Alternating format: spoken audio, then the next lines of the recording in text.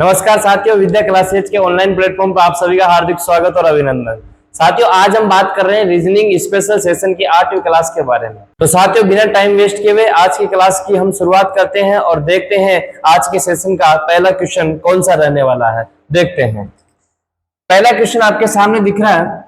पहला क्वेश्चन आपको दिया जा रहा है, ए प्लस बी का अर्थ है बी ए का भाई है। ए प्लस बी का अर्थ है बी ए का भाई है। ए माइनस बी का अर्थ है ए बी की माँ है। ए इंटू बी का अर्थ है ए बी के पिता है। और ए डिवाइड बी का अर्थ है ए बी का बेटा है। इसका मतलब यहाँ ए बी तो हर क्वेश्चन में दिया जा रहा है, हर लाइन में हमें ए बी मिल रहा है। तो यहाँ ए बी का अर्थ नहीं, यहाँ अर्थ है केवल और केवल चिन्ह का, क्योंकि ये जो ब्लड रिलेशन की चिन्ह संकेतों पर आधारित टाइप होती है उससे रिलेटेड क्वेश्चन है। मतलब यहाँ जो अर्थ है केवल प्लस का है, माइनस का है, मल्टीप्लाई का है, डिवाइड का है। जब किन्हीं दो अक्षरों के बीच प्लस का साइन आ जाए तो आप कह देना कि यहाँ कह रहा, देखो यहाँ सब जगह तो पहला व्यक्ति का रिलेशन बताया जा रहा है, जबकि इसमें दूसरे व्यक्ति का रिलेशन बताया जा रहा है कि दूसरा व्यक्ति जो है वो पहले व्यक्ति का भाई है। ए माइनस बी का अर्थ है पहला व्यक्ति दूसरे व्यक्ति की माँ है।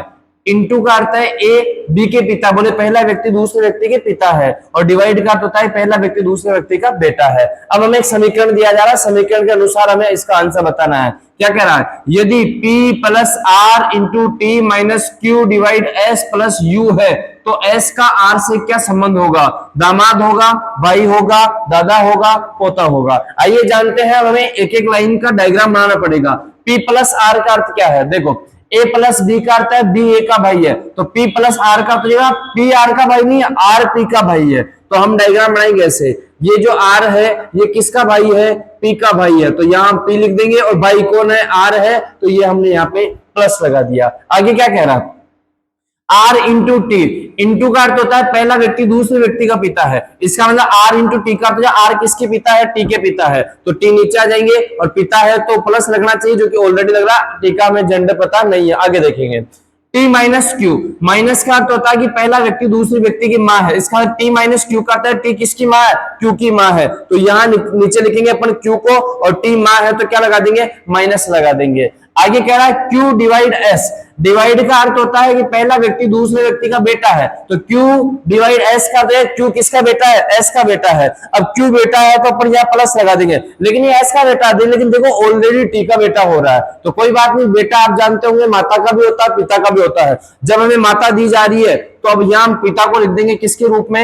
ये कह रहा है क्यू एस का बेटा है, तो एस इसके क्या हो जाएंगे? पिताजी हो जाएंगे। पिताजी हो जाएंगे, प्लस कर देंगे और इन दोनों को हस्बैंड वाइफ बना देंगे। आगे कह रहा है एस प्लस यू। प्लस का अर्थ होता है कि दूसरा व्यक्ति पहले व्यक्ति का भाई है, तो हम कहेंगे एस प्लस यू का अर्थ है यू एस का भाई है। यू जो है किसका भाई है? एस का भाई है, तो एस का भाई इधर आ जाएगा और भाई है कौन? यू, तो प्लस लगा देंगे। ये हमारा इसका फैमिली ट्री बन चुका है इस क्वेश्चन का, इस समीकरण का, है ना। अब हमसे क्वेश्चन क्या कहा जा रहा है, तो बताइए एस का आर से क्या संबंध होगा? बोले तो आर इस एस को क्या कहेगा? आर एस को क्या कहेगा? आर देखो यहां पर है और एस यहां पे है, तो सबसे पहले आर इसको कहेगा अपनी बेटी, और बेटी का क्या है? पति, और बेटी का पति क्या कहलाता है? दामाद कहलाता है, जो कि हमें ऑप्शन ए में दिया जा रहा है, और यही हमारा राइट आंसर हो जाएगा। देखते हैं अगला क्वेश्चन कौन सा होगा। नेक्स्ट क्वेश्चन देखते हैं। अगला क्वेश्चन क्या कहा जा रहा है? अगला है चार अक्षर समूह दिए गए हैं, चार अक्षरों के समूह दिए गए, चलो ठीक है, जिनमें से तीन किसी न किसी तरह से समान है और एक अलग है। चार विकल्प आपको दिए गए जहां अक्षरों का समूह दिया जा रहा है। ये कह रहा है कि तीन तो किसी न किसी तरह से समान है और एक अलग है, और अलग के बारे में क्या कह रहा है? असंगत अक्षर समूह का चयन कीजिए। इसका मतलब जो वो अलग है वो अलग कौन सा, उसकी पहचान करो और उसका आंसर बताइएगा अलग कौन सा होगा। तो आइए जानते हैं इन चार ऑप्शन में अलग कौन सा होगा।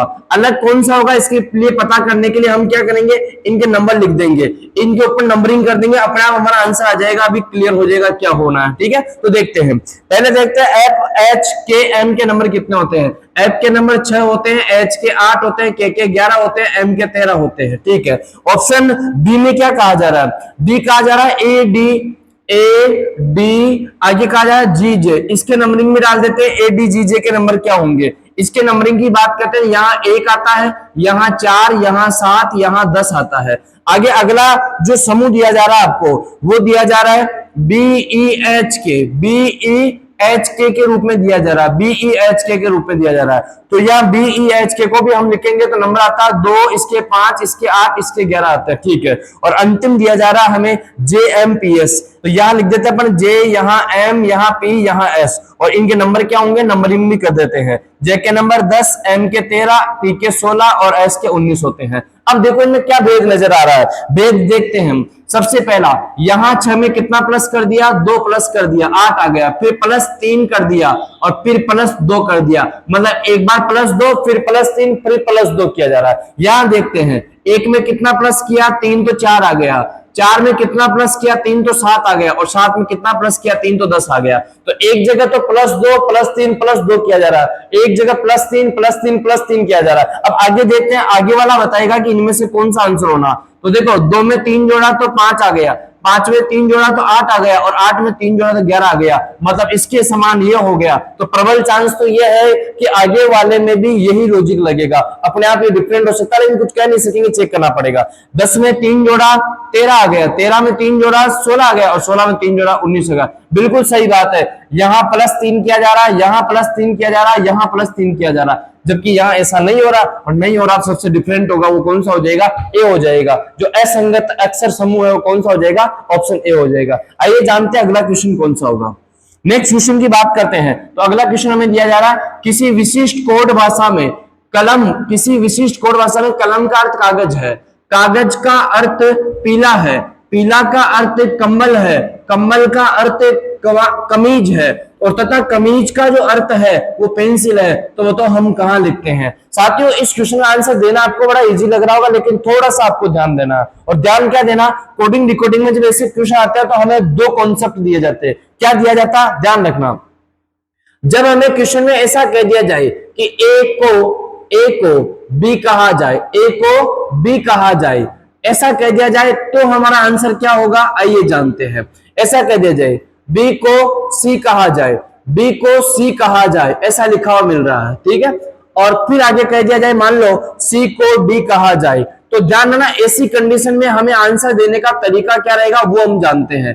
ए को बी कहा जाए, बी को सी कहा जाए, सी को डी कहा जाए। तो ध्यान रखना ऐसी कंडीशन में जब भी किसी क्वेश्चन में कहा जाए कहा जाए कहा जाए लगता है, तो ध्यान रखना इस क्वेश्चन का जो आंसर हम देते हैं वो देते हैं इसके आधार पर, ऐसा देते हैं, इनमें से देते हैं।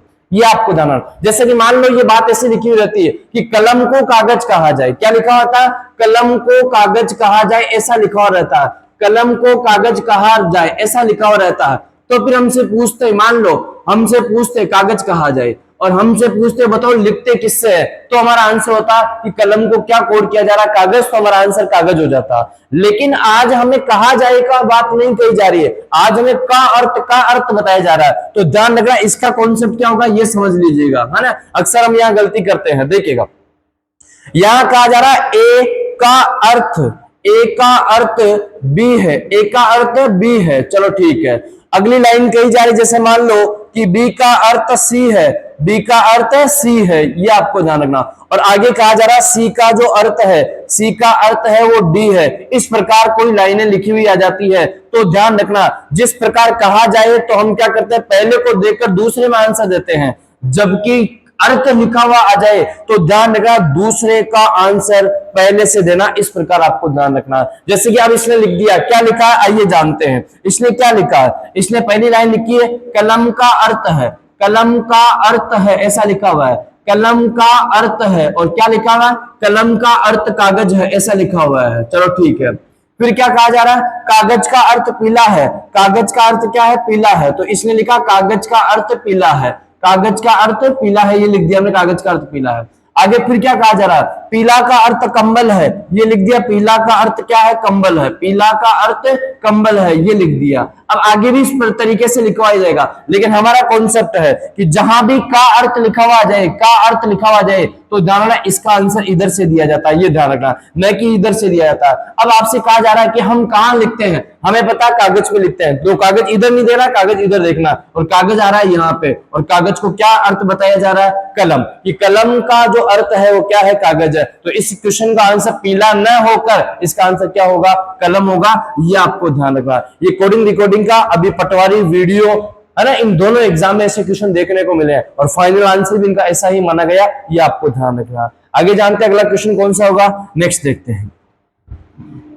अगला क्वेश्चन दिया जा रहा है, वो दिया जा रहा है प्रत्येक शब्द में TEMA, प्रत्येक शब्द में TEM शब्द के प्रत्येक अक्षर का केवल एक बार प्रयोग करते हुए अंग्रेजी के कितने अर्थपूर्ण शब्द बनाए जा सकते हैं। हाँ, हमें एक शब्द दिया जा रहा है और शब्द क्या है, हमें एक शब्द दिया जा रहा है TEMA है।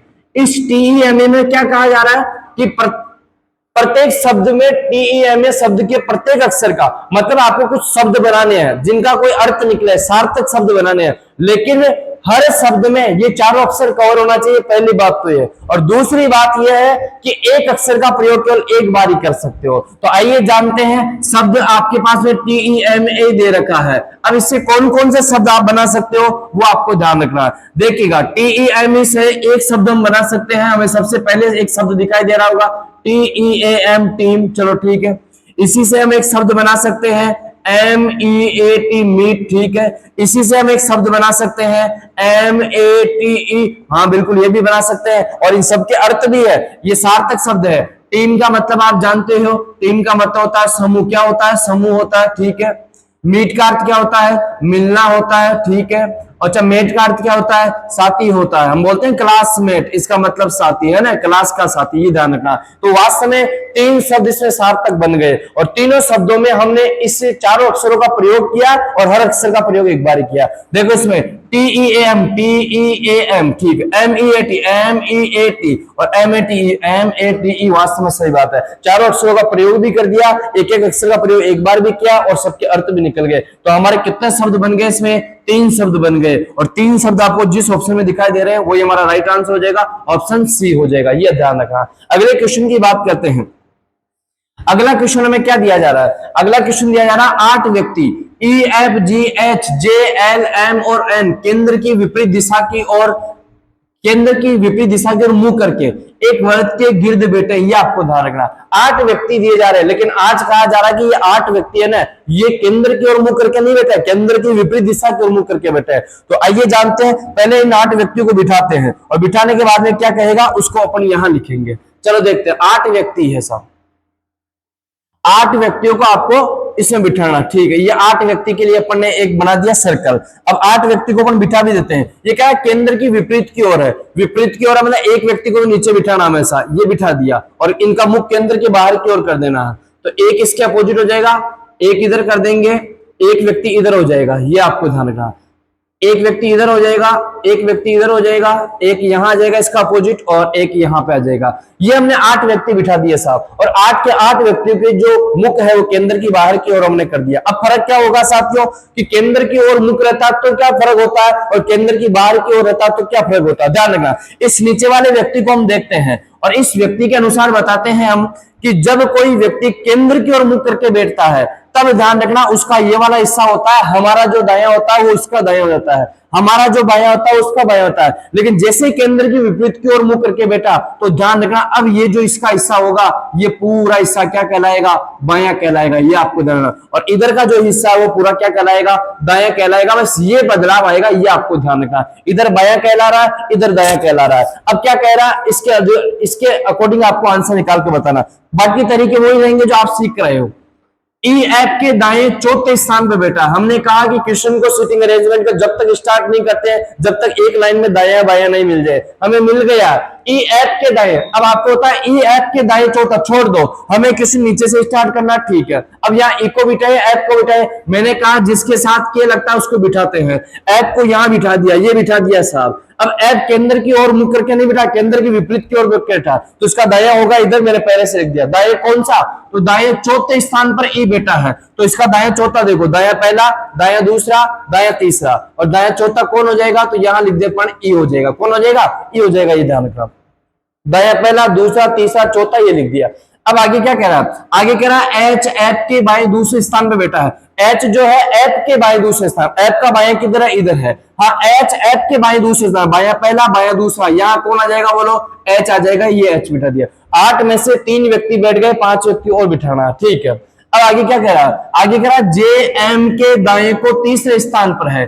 J जो है M के दाएं तीसरे स्थान पर है, लेकिन आपको बताऊंगा अभी हमारे पास 5 स्थान है और 5 स्थान में हम J को कहां बिठाए, M को कहां बिठाए, कुछ क्लियर नहीं है। और यहाँ J M दोनों में से एक भी आ जाता ना तो हम क्वेश्चन को कंटिन्यू कर सकते हैं, डायग्राम को कंटिन्यू कर सकते हैं, लेकिन ऐसा कुछ नहीं। इस लाइन को थोड़ी देर के लिए छोड़ देंगे, ठीक है। आगे क्या कह रहा है?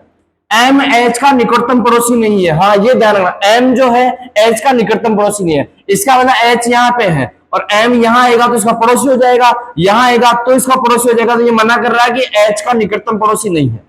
अब एम आपके पास है, तीन कंडीशन में बैठ सकता है। एम या तो बैठेगा यहाँ पे, या बैठेगा यहाँ पे, या बैठेगा यहाँ पे। तो पहले आप एम को बिठाओ, क्या कह रहा है देखते हैं।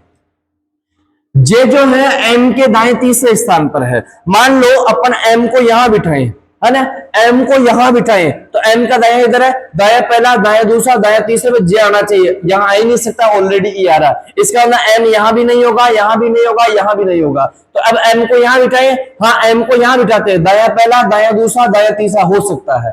अच्छा एम को यहां बिठाओगे तो दाया पहला, दाया दूसरा, दाया तीसरा, ऑलरेडी एच है। तो अब कंफर्म हो गया कि एम यहां पे बैठेगा और इसके दाया पहला, दाया दूसरा, दाया तीसरे पे कौन आ जाएगा, जे आ जाएगा। ये ध्यान रखना। हमने एक लाइन लिखी, जे एम के दाएं तीसरे स्थान पर है। तो देखो जे एम का दाया इधर होगा, दाया पहला, दाया दूसरा, दाया तीसरा, तीसरे स्थान पर आ गया। अब देखो दो, एक तीन, दो पांच व्यक्ति को बिठा दिया, तीन व्यक्तियों को और बिठा रहा। अब आगे क्या कह रहा है, आगे कह रहा है जी ई का निकटतम पड़ोसी नहीं है। जी ई का निकटतम पड़ोसी नहीं है, इसका मतलब ई यहां पर है, यहां पर जी नहीं आएगा, इसका निकटतम पड़ोसी नहीं होना चाहिए। अब जी या तो यहां आएगा या यहां आएगा, लेकिन अभी कुछ कह नहीं सकते। आगे देखो, और एन जी के बाएं दूसरे स्थान पर, एन जो है जी के बाएं दूसरे स्थान पर है। अब एन यहां पे है क्या, नहीं है। जी यहां पे है क्या, नहीं है। तो अब अपने को यह करना है कि जी को उस हिसाब से बिठाना है कि उसके बाएं दूसरे स्थान में कौन आ जाए, एन आ जाए। अब जी को यहां बिठाएंगे तो बाएं दूसरा स्थान ऑलरेडी भरा हुआ है, यहां बिठाएंगे तो पहला और दूसरा यहां आ सकता है, और यहां बिठाएंगे तो यहां देखो पहला और दूसरा आ तो सकता है,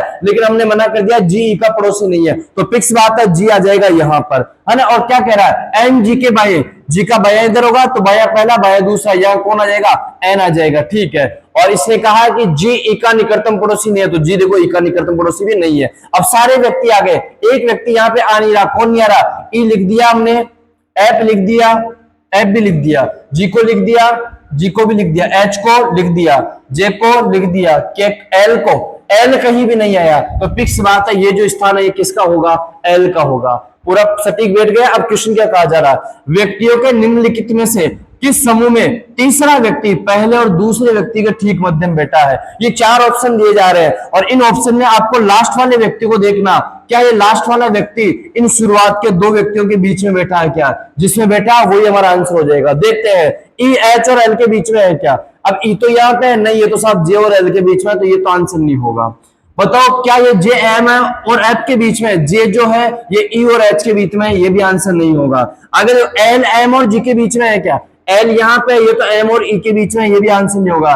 एन एच और एफ के बीच में है क्या, हाँ एन देखो एच और एफ के बीच में, बिल्कुल सही बात है, हमारा सटीक बैठ गया और इसलिए इसका आंसर भी क्या हो जाएगा, डी हो जाएगा। तो साथ ही ये क्वेश्चन दिखने में बड़ा जटिल लगता है और वास्तव में है भी सही। अगर हमें हमारा तरीका पता है कि सिटिंग अरेंजमेंट के क्वेश्चन की शुरुआत कहां से करती है, करनी है और किन किन बातों का ध्यान रखना, तो मैं कह रहा हूं 8 की जगह 10-10 व्यक्ति, 12-12 व्यक्ति आ जाएंगे, कोई दिक्कत नहीं है। और देखो इसने तो केंद्र की ओर मुख नहीं करा, केंद्र के बाहर की ओर मुख करा दिया, फिर भी आपने बहुत आसानी से आंसर दे दिया। आइए जानते हैं अगला क्वेश्चन कौन सा होगा, नेक्स्ट देखते हैं। अगला क्वेश्चन क्या कहा जा रहा है, एक व्यक्ति 4 किलोमीटर ठीक उत्तर में जाता है और फिर 6 किलोमीटर ठीक पूर्व में जाता है और फिर 4 किलोमीटर ठीक उत्तर में जाता है, वह अपने प्रस्थान स्थल से कितना दूर है, 8 किलोमीटर, 10 किलोमीटर, है ना, 6 किलोमीटर या 14 किलोमीटर। तो इसका डायग्राम बनाते हैं। इसने क्या कहा, एक व्यक्ति 4 किलोमीटर उत्तर में जाता है, तो आप स्टार्टिंग पॉइंट बना दो, यहाँ पे ये लिख दिया, एक व्यक्ति 4 किलोमीटर उत्तर में जा रहा है, ये 4 किलोमीटर उत्तर की ओर बना दिया, ठीक है।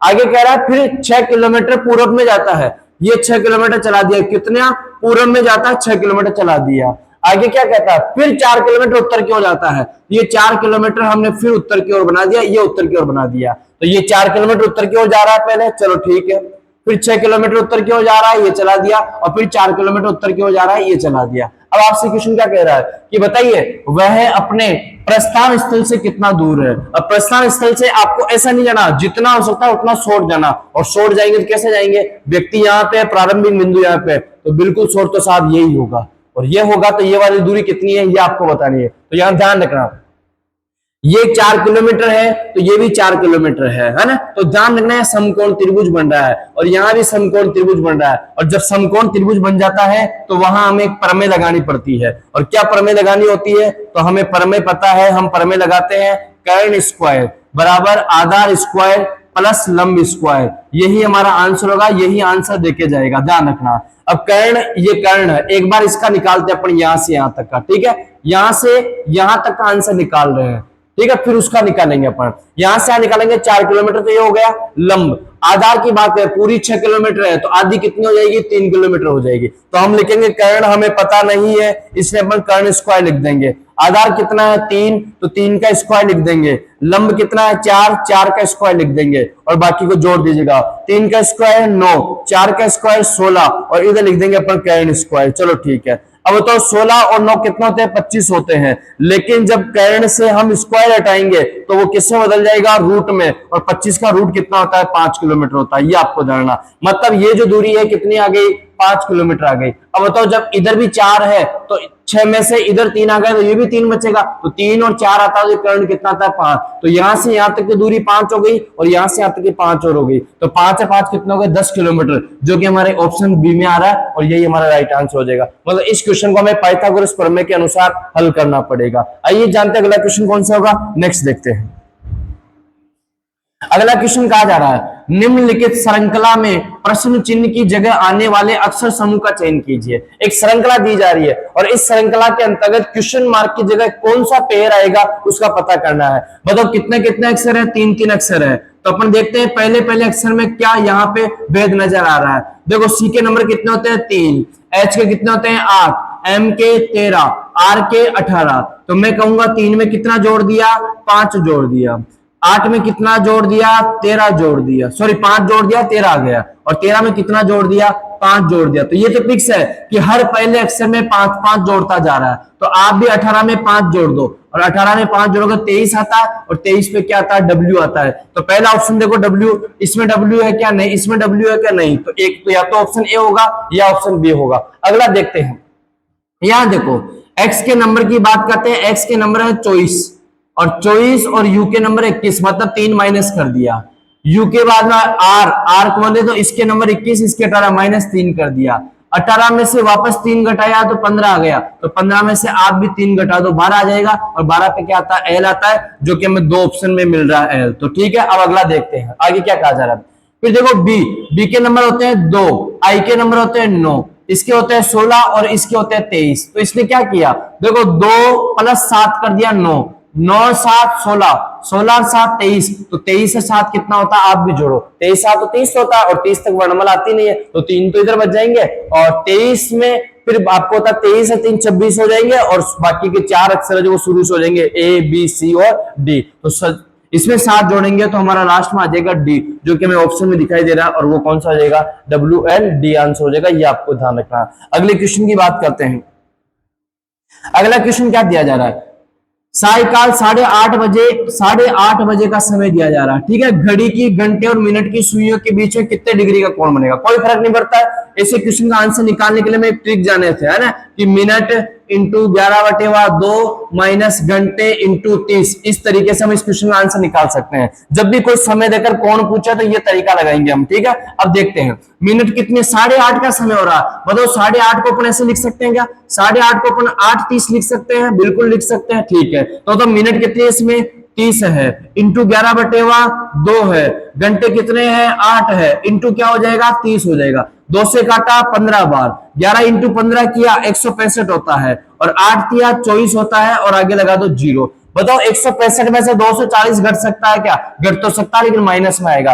अब 240 में से 165 घटा दो, आपका आंसर आ जाएगा 75 डिग्री। कितना आ जाएगा 75 डिग्री। अब हमें बताओ ऑप्शन में आ रहा है, बिल्कुल आ रहा है, तो हमारा जो राइट आंसर हो जाएगा वो क्या हो जाएगा, बी हो जाएगा। ये आपको तो 8:30 बजे जब घड़ी में समय दर्शाया जाता है, घड़ी और मिनट की सुई के बीच में, घंटे और मिनट की सुई के बीच में, तो उस समय कोण जो बनेगा वो कितने डिग्री का बनेगा, 75 डिग्री का बनेगा। अगला क्वेश्चन देखते हैं।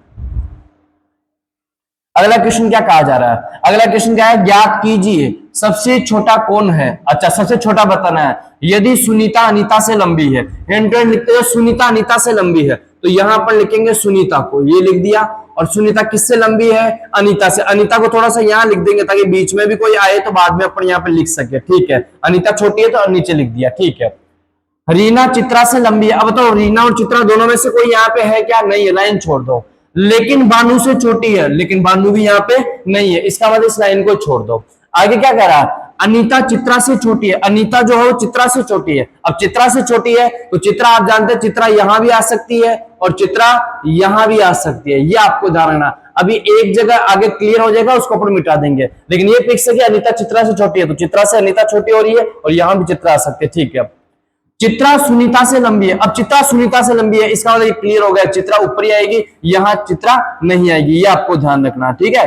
तो अनीता सुनीता चित्रा का ये क्रम रह जाए। अब एक लाइन हमने छोड़ दी थी क्या, कि रीना चित्रा से लंबी है, रीना चित्रा से लंबी है तो रीना को लिख दिया ऊपर, ठीक है, चित्रा से लंबी है ना। लेकिन बानू से छोटी है, बानू से छोटी है तो बानू सबसे ऊपर आ जाएगी, ये आपको ध्यान रखना। तो ये 5 लड़कियों के बारे में आपको बताई जा रही है ना, और है ना आपसे पूछा रहा है बताइए सबसे छोटा कौन होगा, है ना, या सबसे छोटी कौन होगी। तो इन 5 में सबसे छोटी कौन आ रही है, अनीता, जो कि हमें ऑप्शन बी में दिखाई दे रहा है, और यही हमारा राइट आंसर हो जाएगा, ये आपको ध्यान रखना। अगले क्वेश्चन की बात करते हैं।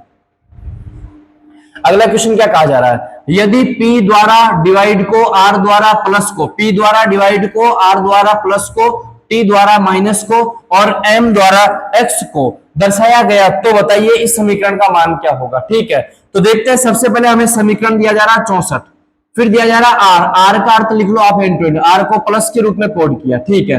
फिर कहा जा रहा है 16, P का अर्थ क्या दिया जा रहा है, डिवाइड दिया जा रहा है। फिर अपन ने 8 लिख लिया, बोलो M का अर्थ क्या दिया जा रहा है, M का अर्थ देखिएगा मल्टीप्लाई दिया जा रहा है, ठीक है। फिर 5 लिख लिया, T का अर्थ क्या दिया जा रहा है, T का अर्थ दिया जा रहा है माइनस, से माइनस लिख दिया, और 6 लिखकर आगे लगा देंगे क्वेश्चन मार्क, ये आपको ध्यान रखना है। अब हमें क्या करना है कि पहले तो हमें चिन्ह चेंज कर दिए, अब हमें लगाना है यहाँ पे कि सबसे पहले हमें वो वोर्डमास नियम जो हमने याद किया था कि हमारे रीजनिंग में सबसे काम में आता है ना, एक तो डिवाइड वाला, एक मल्टीप्लाई वाला, एक एड वाला और एक सबट्रैक्शन वाला, है ना। ये 4 हमें सबसे ज्यादा काम में आते हैं। तो इनमें देखो सबसे पहले डिवाइड देंगे, तो सबसे पहले भाग देंगे, और भाग दिया तो हमें पता है 8 का भाग 16 में देंगे, कितनी बार जाएगा, 2 बार, 2 प्लस के, ठीक है। फिर हमें करना है मल्टीप्लाई, मल्टीप्लाई क्या इस 2 से करेंगे, 2 पंजे कितना हो गया, 10 हो गया, ये आपको ध्यान रखना। फिर हम प्लस करेंगे तो प्लस हमारे पास में ऑलरेडी आ रहा है 64 हो जाएगा, और माइनस कर देंगे तो 64 और 10 74, और 74 में से 6 गए तो बताओ कितने बचेंगे, 68 बचेगा। कितना बचेगा, 68 बचेगा, जो कि हमारे को ऑप्शन ए में मिल रहा है, और यही हमारा राइट आंसर हो जाएगा। ये गणितीय संक्रिया क्वेश्चन है, मैथमेटिकल ऑपरेशन का। अगला क्वेश्चन देखते हैं। अगला क्वेश्चन क्या कहा जा रहा है, अगला कहा जा रहा है क्या सरकार को अंतरराष्ट्रीय खेलों पर भारी धन खर्च कर देना, भारी धन खर्च बंद कर देना चाहिए। अच्छा, ये है सरकार कि क्या सरकार को अंतरराष्ट्रीय खेल पर जो भारी धन खर्च होता है उसको बंद कर देना चाहिए। ठीक है, अब इसको 2 लॉजिक दिए जा रहे हैं, 2 तर्क दिए जा रहे हैं, है ना। कौन सा मजबूत है वो आपको लगाना। पहला, हाँ इस धन का उपयोग गरीबों के उन्नयन में किया जा सकता है, चलो ठीक है। दूसरा, नहीं खिलाड़ी इससे कुंठित हो जाएंगे और उन्हें अंतरराष्ट्रीय एक्सपोजर नहीं मिलेगा। ये बात तो बिल्कुल सही है कि जब आप ये भारी धन खर्च बंद कर देंगे तो अंतरराष्ट्रीय मंच मिलना ही बंद हो जाएगा खिलाड़ियों को, और कोई खिलाड़ी अगर कहीं खेलने जाता है अंतरराष्ट्रीय स्तर के मंचों पर तो वो न केवल खुद का प्रतिनिधित्व करता है जबकि पूरे राष्ट्र का, पूरे देश का प्रतिनिधित्व करता है। इसका मतलब हमारे इस देश की अंतरराष्ट्रीय स्तर के देशों में या विश्वव्यापी देशों में कोई पहचान बाकी नहीं रह जाएगी। इसका मतलब ये तो बिल्कुल सही है कि हाँ ये बिल्कुल सही है, नहीं खिलाड़ी इससे कुंठित हो जाएंगे और उससे अंतरराष्ट्रीय स्तर पर एक्सपोजर नहीं मिलेगा, ये बिल्कुल सही बात है। अब आएगा हाँ इस धन का उपयोग गरीबों के उन्नयन में किया जा सकता है, नहीं अब गरीबों के उन्नयन में इस धन को लगा देंगे तो उधर खिलाड़ी रह जाएंगे, है ना। तो इसलिए आपको पता होगा ऐसी चीज जिसके करने से दूसरे पक्ष को नुकसान होता हो और पहले पक्ष को फायदा हो जाता तो वो तर्क मजबूत नहीं होता है। इसका मतलब ये पहला तर्क क्या हो जाएगा, गलत हो जाएगा। हाँ इस चीज से उनका भी काम रेगुलर रहता, कंटिन्यू रहता और गरीबों के अंतर्गत भी धन को बांट कर सही किया जा सकता था, तो फिर जरूर बात हो सकती है कि दोनों वर्ग हमने साथ लिए। अब एक वर्ग की वजह से दूसरे वर्ग को हमें नाराज करना पड़ रहा है, तो ये प्रबल तर्क बिल्कुल भी नहीं है। तो इसका आंसर जो होगा वो होगा 2, केवल 2 सही है, और यही हमारा राइट आंसर हो जाएगा ऑप्शन बी, ये ध्यान रखना। अगले क्वेश्चन की बात करते हैं। अगला क्वेश्चन क्या आया, अगला आया दिल्ली रेलवे स्टेशन से गाजियाबाद के लिए प्रत्येक 55 मिनट पर रेल चलती है। दिल्ली रेलवे स्टेशन से गाजियाबाद के लिए प्रत्येक 55 मिनट में रेल चलती है।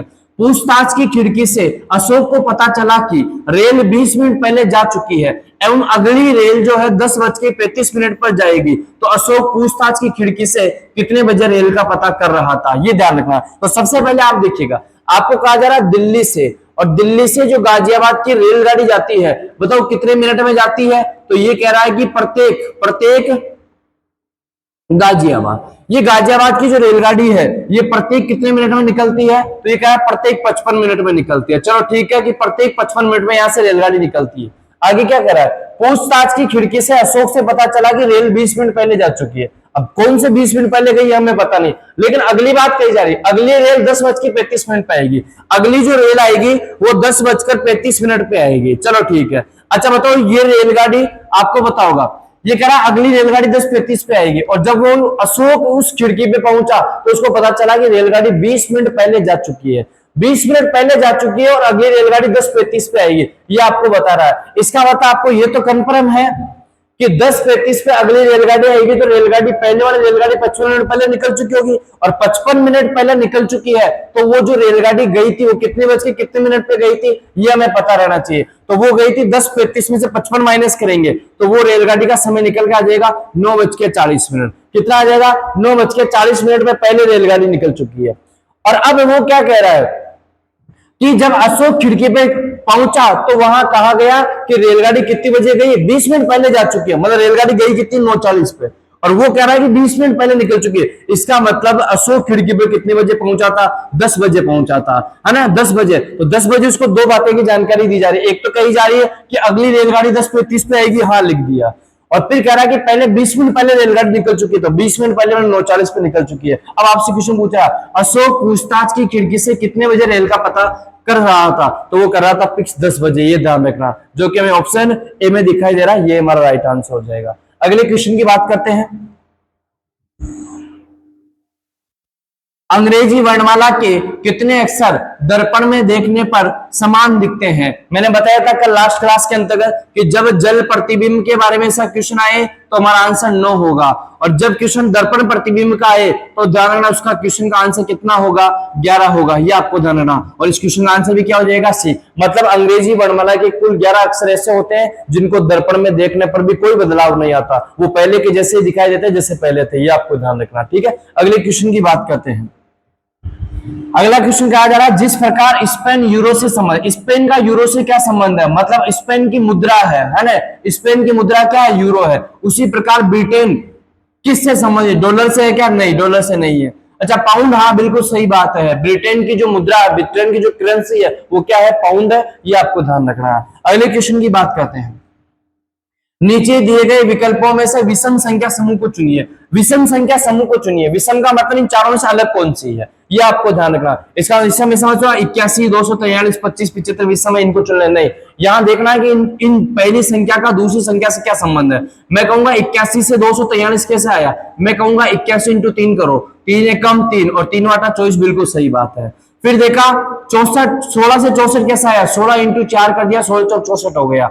64 इंटू 192 कैसा आया? तो आप 3 करके देखो, 3 चौक 12 का 2 हाथ से लगे, 3 चौक हटाना 1, 19, बिल्कुल सही है। और 25 इंटू 75 कैसे आ गया? तो 25 इंटू 3 कर दिया, इससे 75 आ गया। अब चारों में से अपना डिफरेंट आ गया, इसमें 3 से मल्टीप्लाई किया जा रहा है, इसमें 3 से, इसमें 3 से, जबकि ऑप्शन बी में 3 से मल्टीप्लाई ना करके 4 से मल्टीप्लाई किया जा रहा है। इसलिए हमारा इन चारों के अंतर्गत सबसे भिन्न अगर विकल्प कोई होगा तो वो हो जाएगा आपका ऑप्शन बी हो जाएगा, ये आपको ध्यान रखना। तो साथियों, आज के सेशन के हम यही समापन करते हैं, और कमेंट करके बताना आज का सेशन आपको कैसे लगा। बाकी की चर्चा करेंगे अपन अगली क्लास के अंदर।